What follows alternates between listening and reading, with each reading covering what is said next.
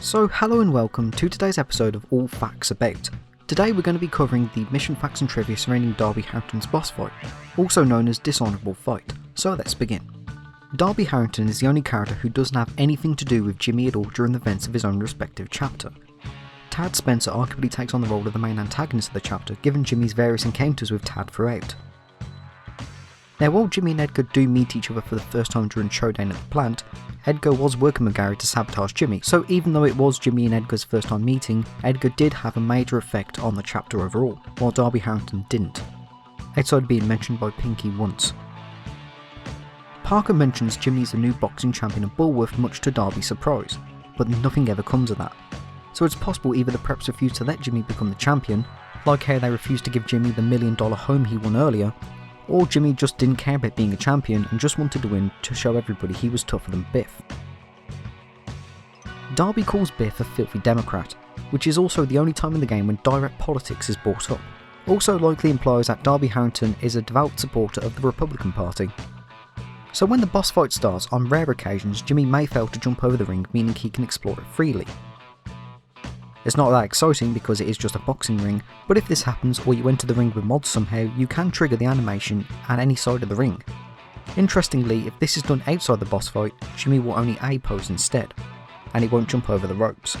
Regardless of whatever health Jimmy had at the end of his fight with Biff, he will always start at 100% health in this mission. Likely intentional since this is a boss fight, and Rockstar probably didn't want the player to be ransacked so easily upon the mission start. So you know that bottle weapon that Jimmy can pick up from a hobo that doesn't seemingly do anything? Well, it turns out it was going to be used in this fight. Initially, when the fight started, when Darby was behind the bar, he would throw bottles at Jimmy. If you are incredibly quick, Darby can be hit before his fight begins. It can be difficult to do so, and it can be done without mods, and I'll admit here I did use mods because it's just easier. But yeah, if you knock him out before the real fight begins, the mission won't pass until you enter the normal boss fight room, where the game will then play the normal confrontation scene between Jimmy and Darby, then the game fades to black and the mission automatically passes. It really does not matter what door you use to enter the boxing bar room, Jimmy will always appear to have entered from the same door that Darby does. If you somehow escape the area, likely through modding, then nobody will chase Jimmy through the doors. Darby is the only character who has his boss fight name in all caps during his fight. Every other character has their name done normally. Biff Taylor's knocked out body will never despawn during the mission, which I believe is the only time in the game this happens. It also cannot be hit with anything either. This is also the only boss fight in the game where you can pick up a collectible during the main fight, in this case the rubber band. This is also the only boss fight in the game which has two boss fights back to back, considering the fight with Biff is also considered a boss fight and a completely separate mission. If you position yourself just right on the ringside table, you can hit Chad with an egg. Even though the preps will keep running into the room until you block the doors, there's only 3 preps who will never spawn during this mission. These of course being Biff, Tad and Pinky. Biff is likely because he's supposed to be knocked out, Pinky because obviously the game discourages hitting girls and she canonically likes Jimmy anyway. I'm not sure why Tad never spawns though, even though he clearly appears in the mission cutscene.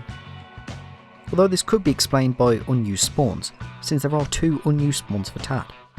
In the room you fight Darby in, there was supposed to be a beam cola that was going to spawn on the counter.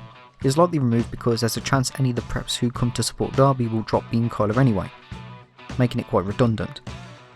Plus there's also a crate Jimmy can smash which may also give beam cola anyway. And finally, if Darby is knocked out but there's some other preps in the room, the boss fight will not end until they are knocked out too. And those are all the mission facts and trivia I can find about Dishonorable Fight. Hope you enjoyed this video, let me know what mission you want to see for the next one. Thank you for watching and have a great day.